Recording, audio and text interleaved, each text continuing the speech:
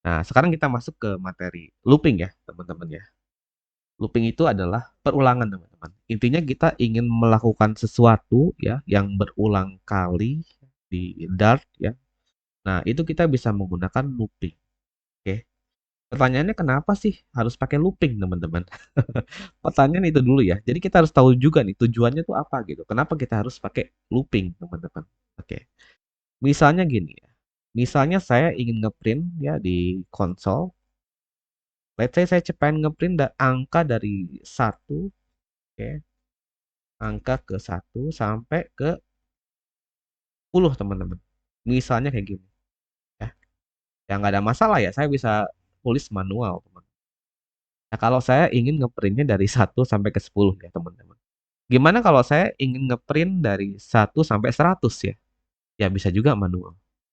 Tapi kan nggak mungkin kita tulis satu persatu ya sampai 100 ya. Atau bahkan kita pengen bikin sampai 1000 ya kan kita akan repot, teman-teman. Kalau kita tulis statementnya satu persatu seperti ini. Oke? Nah, supaya lebih efisien ya, mengimplementasikan hal-hal yang sifatnya seperti ini ya, yang berulang-ulang, oke. Nah, kita bisa menggunakan looping ya.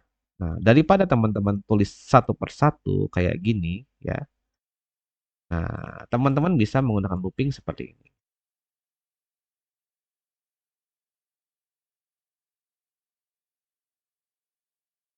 Oke, saya print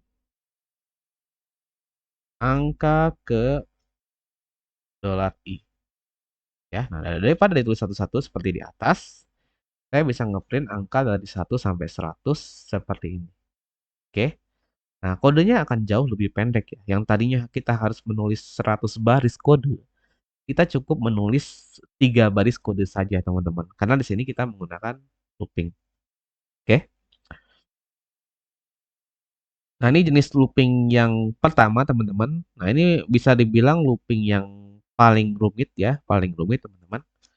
Nah, di sini ya penulisannya mudah sih ya. Teman-teman cukup ketik for ya. Nah, di situ ada nilai awal, initial value, ya. Lalu ada condition, ya. Lalu ada value change. Nah, ada perubahan nilai, teman-teman. Nah, penulisan seperti ini. Lalu teman-teman masuk ketik blok kodenya di sini, ya. Nah, jadi format penulisannya seperti ini, teman-teman. Saya kasih komentar dulu. Oke. Nah, di sini ada initial value-nya, teman-teman, ya. Jadi nilai awal, ya. Nilai awalnya berapa? Lalu ada condition-nya, ya. Lalu ada value change-nya, perubahan nilainya, teman-teman. Oke. Nah, ya kalau dalam for yang saya buat ini, ya, initial value-nya adalah I sama dengan 1, teman-teman. Ya. Boleh juga ditulis tipe datanya, silakan, teman-teman. Mau pakai var boleh, mau pakai integer I sama dengan 1 juga boleh, teman-teman ya. Nah, di sini ada nilai awal. Oke. Nilai awal ketika loopingnya itu berjalan itu berapa? Ya. Nilai awalnya adalah 1. Oke, nilai awalnya adalah 1. Lalu ada kondisi, ya. Looping ini akan berjalan ya, selama I-nya lebih kecil sama dengan 100, teman-teman. Ya, maksudnya seperti itu. Ya, saya tulis di sini. Nilai awal statement loop ini adalah I sama dengan 1, ya. Looping ini akan terus berjalan selama ya, selama apa? Selama I lebih kecil sama dengan 100. Oke? Setelah loopingnya berjalan, ya, nilainya akan bertambah 1. Oke? Nah, dinyatakan dengan adanya di plus plus. Gitu ya. Ingat aja 3 hal ini, ya. Jadi kalau teman-teman lihat kode seperti ini, maksudnya apa, teman-teman? Maksudnya nilai awal statement loop ini adalah I sama dengan 1 ya. Oke. Nah, looping ini akan terus berjalan selama I lebih kecil sama dengan 100. Nah, ini disebut juga condition ya, teman-teman. Ada initial value, ada condition, ya. Lalu ada perubahan nilai, value change, teman-teman, di sini. Ya, I++. Artinya apa? Artinya looping ini akan terus menerus ya berjalan selama nilai I lebih kecil atau sama dengan 100. Artinya seperti itu. Ya. Artinya seperti itu. Kalau saya ganti jadi 5, ya, looping ini akan terus berjalan selama I lebih kecil sama dengan 5, teman-teman. Maksudnya seperti itu. Oke? Sekarang saya akan simulasikan ya. Nilai I kan tadinya 1, teman-teman. Awalnya 1 ya. Nah, lalu kita cek nih kondisinya. Apakah 1 lebih kecil sama dengan 5? True ya, teman-teman ya. Oke, atau saya bikin kayak gini aja deh. True, teman-teman. Benar ya? Nilai I benar lebih kecil sama dengan 5. Nah, karena dia true, maka ya action di dalam looping ini, blok kodenya itu dieksekusi. Ya, makanya diprinlah angka ke 1 di print. Oke. Nah, setelah di print ya, setelah loopingnya berjalan, nilainya akan bertambah 1, teman-teman.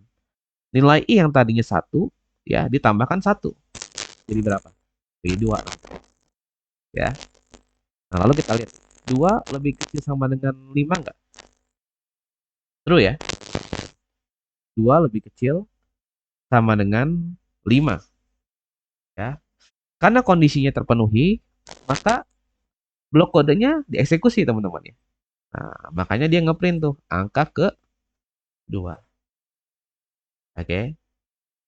Blok kodenya dijalanin, terjadi perubahan nilai lagi. Yang tadinya 2 menjadi 3, teman-teman. Ya. Kalau kita cek, kita masih true.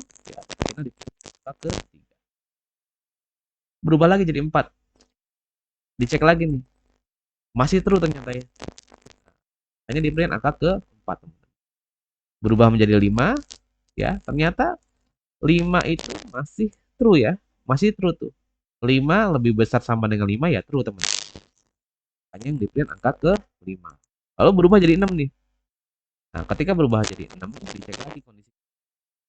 Dan ternyata kondisinya adalah false, teman-teman. Ya. Karena false, maka blok kode tidak dieksekusi. Nah, itu yang terjadi, teman-teman ya. Itu yang terjadi, ya. Yang terjadi pada kode ini ya. Gimana? Clear terkait looping yang pertama ya, teman-teman ya. Nah, seperti itu. Oke, di sini ada nilai awalnya ya, 1 ya. Teman-teman bisa juga bikin jadi 0 ya. Ya, kalau jadi 0 nanti yang di print angka 0, angka 1, 2, 3, 4, dan 5, teman-teman. Tapi kalau misalnya teman-teman bikin 3, ya dia mulainya dari 3 ya. Nah, di konsol nanti yang di print adalah angka 3 sampai 5, teman-teman. Ya. Jadi bisa diganti-ganti nih sesuai dengan kebutuhan. Gitu. Oke. Nah, ini pun bisa ini ya, bisa bisa plus-plus, bisa juga min-min, teman-teman. Nah, kalau min-min berarti dikurangin 1 ya setelah loopingnya itu berjalan ya. Bisa juga plus 2, teman-teman ya. Bisa juga min 2 ya. Nah, jadi bisa juga seperti itu ya. Jadi perubahan nilainya tidak hanya plus-plus doang, teman-teman. Tidak hanya ditambahkan 1. Bisa aja berkurang 1, bisa aja berkurang 2, ditambah 2, bisa juga dikalikan, bisa juga dibagi ya. Kayak gitu. Nah, ini adalah jenis looping yang pertama ya. Saya tampilkan dulu. Which tampilkan dulu. Wis, kok di situ sih? Kok di situ? Membingungkan. Nah, ini ya. Nah, ini jenis looping yang pertama ya. Ada juga jenis looping yang kedua nih, teman-teman. Nah, ini asik banget nih looping yang satu ini ya. Biasanya digunakan untuk membaca item di dalam list, teman-teman. Ya, jadi teman-teman punya sebuah list ingin dibaca satu persatu gitu ya. Daripada teman-teman ngeprint satu persatu kayak gini, buah index 0 ya, buah index 1, index 2 ya. Ini kan di print satu-satu ya tuh. Apel, jeruk, mangga. Daripada satu-satu seperti ini, teman-teman bisa menggunakan looping yang ini. For var item ya. For var item in collection, teman-teman. Ya. Nah, jadi kita akan membaca ini kok ini nama listnya kurang enak ya, teman-teman. Saya ganti dulu. Daftar buah. Nah, daripada teman-teman print satu persatu, teman-teman bisa menggunakan looping ini. Ya, cara bacanya untuk setiap buah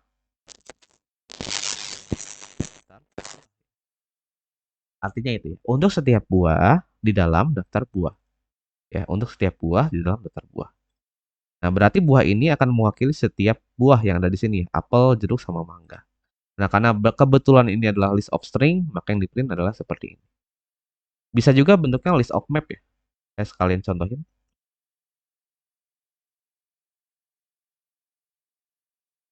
Bisa juga seperti ini ya.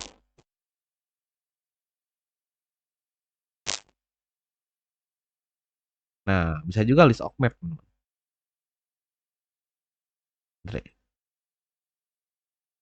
Tuh, kayak gini ya contohnya. List of map ya. Nah, kalau list of map ketika di print, namanya bukan nggak boleh gini ya, dibikin plural ya.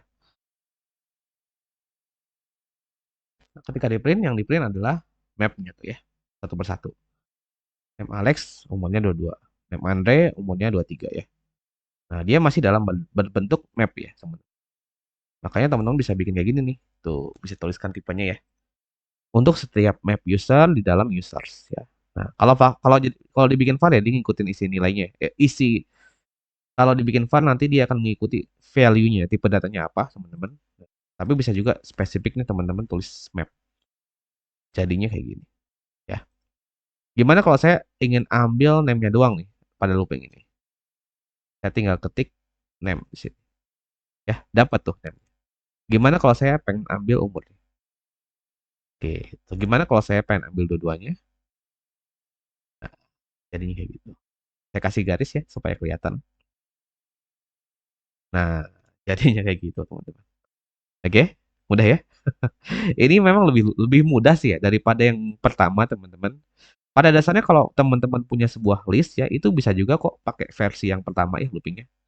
Nih, contohnya saya ingin membaca daftar buah ya. Nah, kalau menggunakan looping yang versi pertama, itu kayak gini. Ini dari nol ya. Kenapa saya bikin dari nol? Karena indeks dari list dimulai dari nol ya. Makanya saya tulis nol. Ini lebih kecil dari daftar buah, blank, plus plus.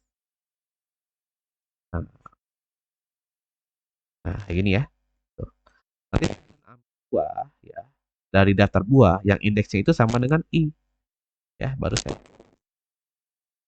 Nah, sama juga ya. Kita bisa menampilkan hasil yang sama ya dengan versi yang menggunakan for item in collection ya, yang ini.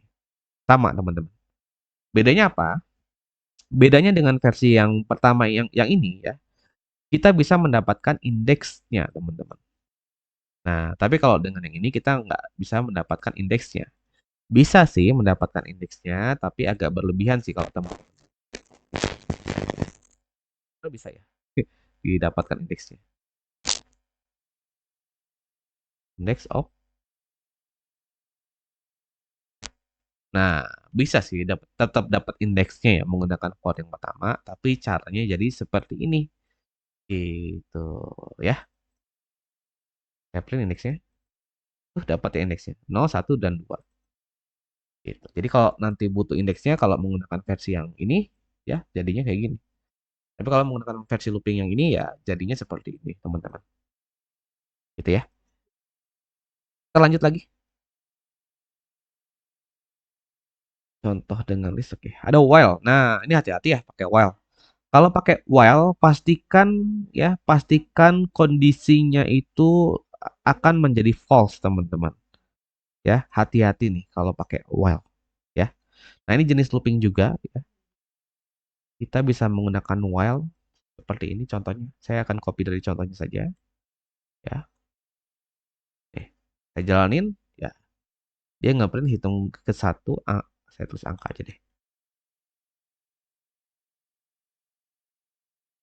Ya. Angka ke 0, angka ke 1, kedua, ketiga, dan keempat, teman-teman. Ya. Nah, hati-hati sama conditionnya. Conditionnya itu yang ini kalau while. Nah, karena selama conditionnya true, oke, dia itu akan dijalankan terus-menerus. Jadi kalau teman-teman bikin kayak gini, kalau pakai while ya, tuh, dia ngeprint terus-menerus, teman-teman. Nggak berhenti-berhenti. Oke. Kalau teman-teman bikin kode seperti ini di Android ya, mungkin baterainya bisa jadi bocor, teman-teman. Baterainya bisa jadi bocor ya karena kodenya berjalan terus-menerus ya, atau bahkan nanti aplikasinya bisa crash, teman-teman. Ya. Jadi hati-hati ya. Kalau pakai while harus ada perubahan nilainya. Itu harus ada. Kalau nggak ada perubahan nilainya, dia akan berjalan terus-menerus. Ya, perubahan nilainya gimana di sini? Number plus plus. Tuh, angka ke 0, 1, 2, 3, dan 4. Gitu ya. Ini adalah while. Satu lagi do while. Nah, ini beda sama while ya. Kalau while, blok kodenya belum tentu akan dieksekusi, teman-teman. Ya, kenapa? Karena bisa jadi conditionnya langsung false pertama kali ya. Nah, tapi kalau do while itu pasti dieksekusi setidaknya satu kali. Ya, kenapa? Karena ini kodenya dibaca duluan nih, baru kita cek kondisinya. Bedanya di situ, teman-teman. Tanya, kalau saya eksekusi nih, ya, tuh. Nah, di sini hitung ke 0, hitung ke 1, hitung ke 2, hitung ke 3, hitung ke 4, teman-teman. Ya, tuh.